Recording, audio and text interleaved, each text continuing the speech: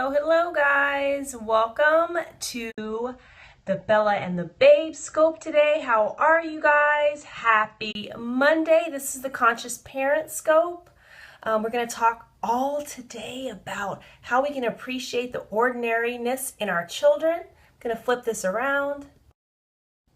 Hello guys, how are you? How are you doing? Hello, come on in. I didn't catch the first names of the people that are in, but welcome.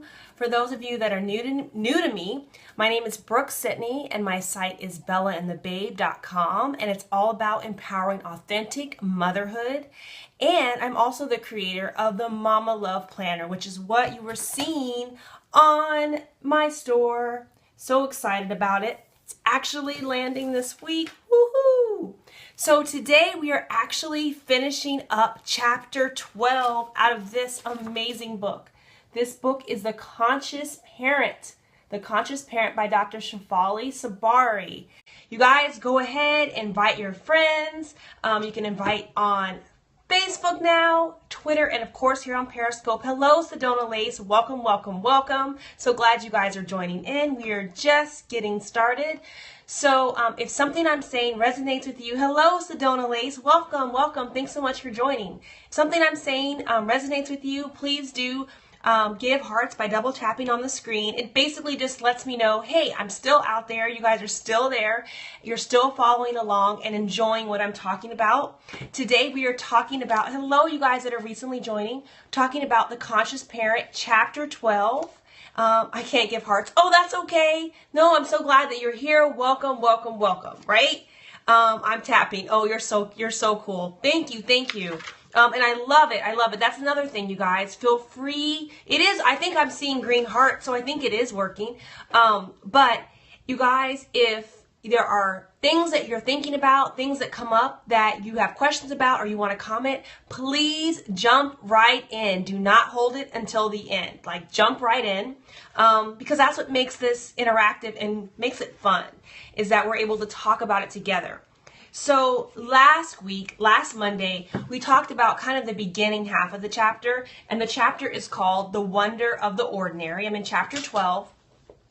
And that basically was all about trying to appreciate the wonderful nature of our ordinary children, or the ordinary nature of our wonderful child, right? Either way it works. And it basically means the same thing, is that we're trying to make sure that we are appreciating our children for who they are and really appreciating them for where they are right now, and not pushing them for bigger and better and greatness all the time that we can't appreciate it. Thanks so much for So Family Online for joining. I'm so glad that you guys are here.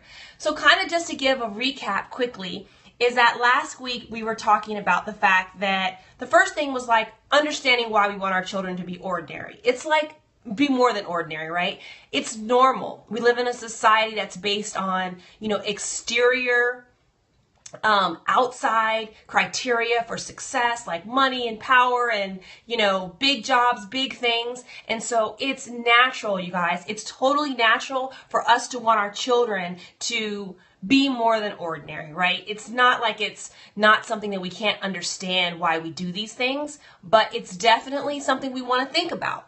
So, it all begins even when we just start comparing, even when they're infants, our child to other little children, right? It's like the nature of parenthood and childhood and growing up in America. Thanks so much for the hearts, guys.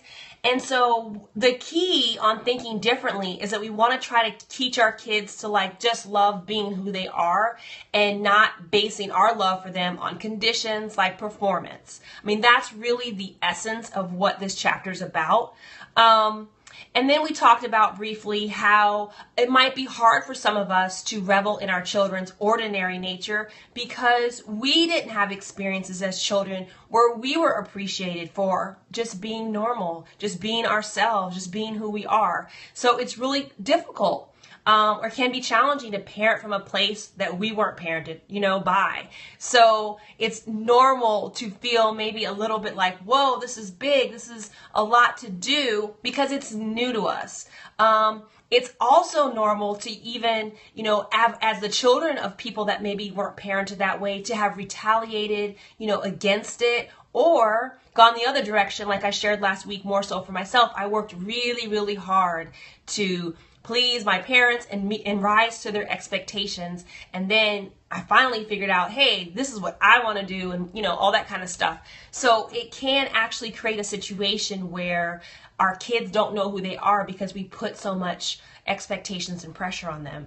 And then the third thing that we talked about, which really feeds into today's conversation, is the fallacy of making everything a big deal. Like how we live in a society, right, where it's like reality TV driven. Everything's like big, big, big, drama, drama, drama, woo-hoo, kind of society. And what it's really teaching us is that, we have to be loud. Things have to be big. They have to be flashy for them to be appreciated. And our children can grow up thinking that that's how they have to create their lives, for one. And two, looking at lives. Hi, Cece. Thank you for joining. Looking at their lives as like being addicted to like great highs and great lows, right? So it's like being unable to just rest in the ordinary nature of life, being able to appreciate the small and good things, needing everything to be big. And it also, as parents, it's a little bit of a challenge to us to not overreact to everything, because we know our children are going to go through things. Some of the examples I gave last week were like, they might one day get into a fight, or they might one day skip class or something. Not making that the end of the world, right? Instead, dealing with it on a calm, rational, logical, and loving basis where we seek connection in these situations and not blow them out of proportion, because our children are looking at us and how we respond, not only to them but to the world in general. So that's kind of a recap of last week. So today we have really like some tips. I wanted to give tips to help us appreciate the ordinary in our children. And the first thing is that we want to surrender the urgency to do, you guys. We want to surrender the urgency to do. So one of the things we've talked about in a lot of different scopes is how most of us are addicted to being busy. We're really focused on the things that we do. We judge our lives by the amount of things that we quote unquote get done. When we're asked how we're doing, it's very common to say, hello, Funk Master. Thanks so much for joining. It's very common to say to people, how are you doing? Oh, I'm busy.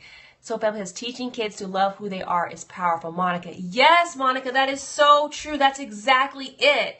And we can teach our kids how powerful they are when we appreciate who they are, like who they are as they are. Hello, my friend. Hello, Funk Master. I love when you join in. You have such great energy.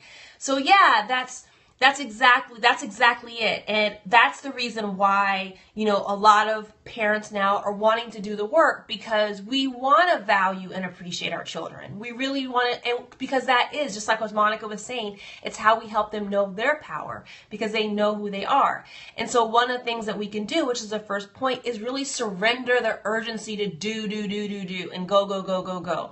Hi, Ketchy, thanks for joining. I had a scope, I think 2 weeks ago, about why we want to resist the urge to go, go, go, and do all the time. Like the unhealthiness of being so busy all the time. And this is part of it, you guys. This is part of it. We want to really teach our children to not feel like they have to be busy all of the time. So they can grow up and be adults that can sit still, that can enjoy being by themselves, can enjoy being in the quiet, that they don't have to fill themselves up with watching television and TV, like always be occupied, that they can actually be quiet and be with themselves. And one of the things we can do, oh, Ketchy, you are always on time. Your arrival is always on time. You're never late. So, we want to help them empty their lives of clutter, noise, distractions, and prioritize our schedules, and consequently, their schedules, around creating some space so that they can be open and have time to be still and learn more about who they are. So the second thing that we can do is what I call going back to the basics. Yes, surrender the urgency to do and be so busy. Yes, thank you, Monica, for putting that in there. That's exactly it. So the second thing is really to go back to the basics. And like one of those things is reduce TV and screen time. We know one of the easiest things that our kids do is they watch a lot of television, or now like they're obsessed with our phones and obsessed with like our iPads. I know my son is, he's like almost 2, and he sees the iPhone, he sees the phones that my husband and I use, and of course he wants to play on them too. It's only natural, you guys, it's only natural. And so, it's one of those things that we have to be really conscious of how much time our children spend in front of those screens, and think and be intentional about the time that they're allowed in front of the screens. Is it just on weekends? Is it after they've completed all of their homework? Do they view the screen time only as a reward, right? And not as a given, right? Like there are definitely households where television is just a part of living. And then there's also households where television is a privilege that you're given sometimes, right? And you might earn it and you can lose it. And so it's not taken for granted. And it's interesting, comparing that. So Keshi says, laughing out loud. Yeah, it's interesting to think about. So, it's up to you as a parent to think about your child, what motivates them, how you can help them create more space in their lives. But you really want to consider the amount of time they're spending in front of the television, iPads, iPhones, and anything, the computer screen even. Just think about it. And we also as parents want to think about how much we use them as well, because we are modeling this behavior. Thank you so much for the hearts, guys. And to also keep in mind that we may want to exchange some purchases that we make to them for experiences. Monica says, oh my God, yes, they naturally want to do what the adults do around them. Phone, tablets, TV, etc. Also, what type of screen time? My son does math builders online. Funkmaster, that's a very good question, right? So one of the things that, and Monica, I don't want to miss your point because it's so true. They totally model what we do. But Funkmaster, your point is a very key point. We want to not necessarily take away screen time, especially if it's productive, educational, and only you as the parent can make that determination, right? There are different ways, of course, that our children learn things. So you might say, okay, this week, I'm going to allow my child to have maybe 8 hours on the math game that's helping, or the math educational tool, however you see fit. And then another, time that he's going to learn math, in a workbook, in a handwritten note. And then another math time, we're going to actually go outside and we're going to go and count airplanes, or we're going to go and do something fun that also includes math and that type of learning. So really, it's all up to you. It's all up to you as a parent. There's no right and wrong answers. Master says yes. And Ketch is great. Yeah, there's no right or wrong answers. It's really what works for you, what works for your child, and kind of what is your intention there. And I think the key thing is really for us to even be thinking about it, right? To even think to ourselves, wow, okay, our child they spend this much time on the computer, they spend, X number of hours on television, and I let them use the phone or the iPad or whatever, and to think about how much time is left for them to have space for nothingness or space just for play. Thanks so much for you guys for the hearts. I really appreciate it. So the other thing to consider is that I was just saying before, the question is that we want to exchange purchases for experiences. A lot of times we think as parents that we'll go out and buy something great for them to play around with or do something with. And oftentimes they would rather just be with us. So, even going back to that math example, like going outside with your child and like having kind of an on-hand experiential learning process would be awesome. Like the kid would probably love it, love it, love it, right? And it's just something to think about, right? Like, how much do we want to use tools and toys, and how much do we want to exchange those in for experiences, like maybe going to the zoo instead of, maybe watching a movie about animals, right? Like all of this is very subjective. It's very parent-centered, child-centered, and it's all these individual choices, but these are just some suggestions that can help. Another thing is, instead of rushing to buy the newest thing, just let it lie. My husband and I this year, we kind of made a conscious determination that we weren't going to buy a lot of toys. We weren't going to buy a lot of toys. You know, my son will definitely go other places and he sees like toys and it's like, oh, I don't have them. And it's okay because, you know, we play with him, we do other things. I take him a lot of places. And it was just kind of trying to see how much toys did he actually really need. And in order to have kind of a more simpler lifestyle, that's working. But however, for Christmas, I'm like, he hasn't gotten a lot of toys. So for this Christmas, you know, we've talked about it and we're being intentional about the toys that we're going to get him because he needs to have his toys refreshed. She says, very good. So it's really all about just being intentional and conscious of these decisions that we're making for our children. The other thing is that we need to let our children have some stress in order to grow. We can't rescue them from everything. Thanks so much for the hearts. Kathy says, my husband buys everything, unfortunately. Yeah, well, that has its own share of good ups and downs and good and bad. Monica says, yes, as a teacher, I'm all about hands-on experiences. Children love it. Exactly. Monica, that's so true. They love them. It enables them, as you know, as a teacher, to learn in different ways, you know, whether you're auditory, visual, or kinesthetic, whatever, right? Like an experience usually touches all of those elements. So, the other thing is that I want to encourage you guys to not rescue our children from everything. Like a little bit of stress for them is good because it's essential for their children's development, right?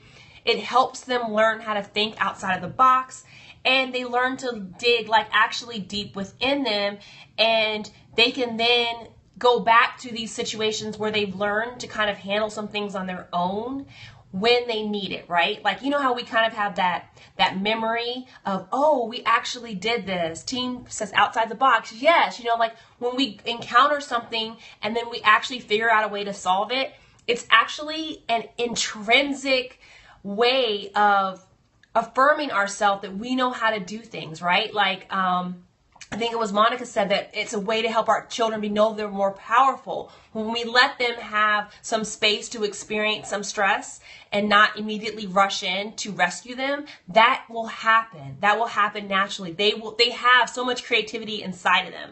So those are some of the tips.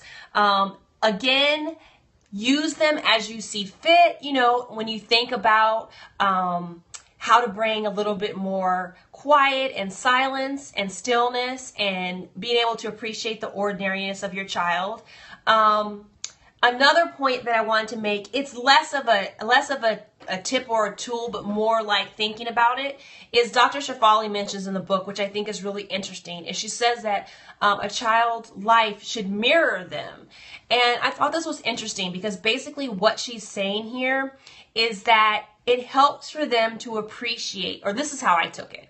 It helps for them to appreciate their ordinariness when they're able to kind of see it throughout their lives, meaning their rooms have their personality. So say like if your daughter loves a pink room, of course, everything within reason, but like that some of her choices are reflected in her environment. Or your son really likes soccer, so you have soccer posters and things like that on the wall. Keji says, great tips. It really helps affirm who they are and who they are becoming and their individual nature, which can be ordinary out in the big world, but it's building them. It's building them up.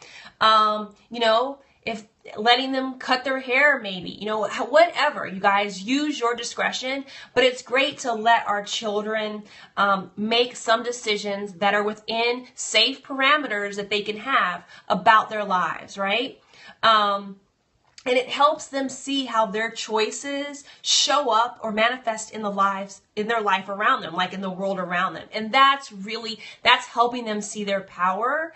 It's helping them see who they are.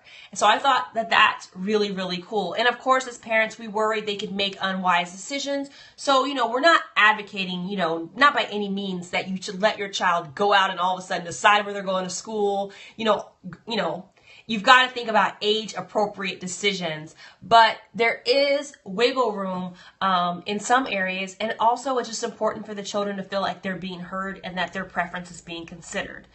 And the last thing for today, I think really, and this is the key, and we've kind of talked about it throughout, is that we must model this type of living. So whether it's, that's right, great points and tips. Thanks, Monica. You know, whether it's the fact that we don't overreact to things, right? Or the fact that we are not constantly keeping ourselves busy. The fact that we always need to be in front of a television, or we always need noise going in the background, or the fact that we are ourselves, we focus on the exterior things for success, right? Our children know this. Our children pick up on it.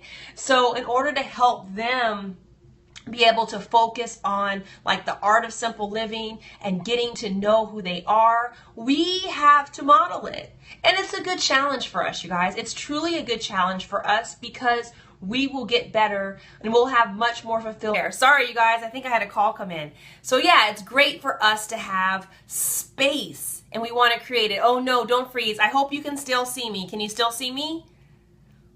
Hopefully, like Catchy, let me know if you can still see me. Okay, great, Funk Master, awesome, thank you. So yes, I was just saying, I think I had like a call or something come in.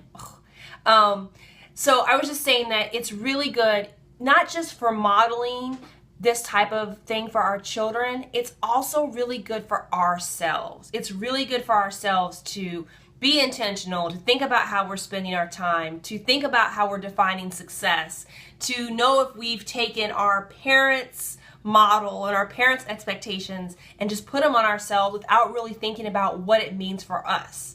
You know, all of these things that we are teaching our children, they're good for us. That's why I like this book, is because it really helps us grow as people, right? By helping our children think about these things, it causes us to think about these things. So I really appreciate you guys for hopping on, staying on through, you know, any freezing that may have occurred. I really appreciate it. I hope that you guys are following me here on Periscope. For those of you that know that I have the Mama Love Planner, I am offering a discount, of course, you guys. I'm offering a discount. I'm offering 10% to all my Periscope friends. Here's the discount code. It's the Mama Love Planner. And if you can find it at bit.ly/ML Planner, and you can save 10% off with the code FRIENDS10. FRIENDS10. And for those of you that don't know about the planner, it's basically a planner that helps mothers and the primary caretakers really make sure that they're getting self-care. Of course, we're following me. Yes. Yes, Ketchy, I love you. I'm so glad you're in the scope. But yeah, the planner basically helps mothers get more self-care. You know why? Because we plan for it. And it also has a space for gratitude, because I'm a big proponent of having daily gratitude, you know, recording it and keeping track of it, as well as a positive declaration for our lives. So whether you choose the weekly or the daily version of the planner, you can help yourself get more self-care, you can have more gratitude, and you can also put a positive declaration over your life. So that's the planner. I invite you to check it out.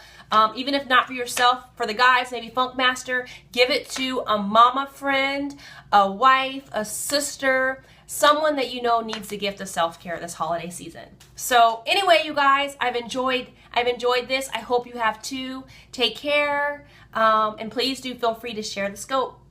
Thank you so much. I will see you guys later. Bye. Oh, thanks, Monica. You're welcome.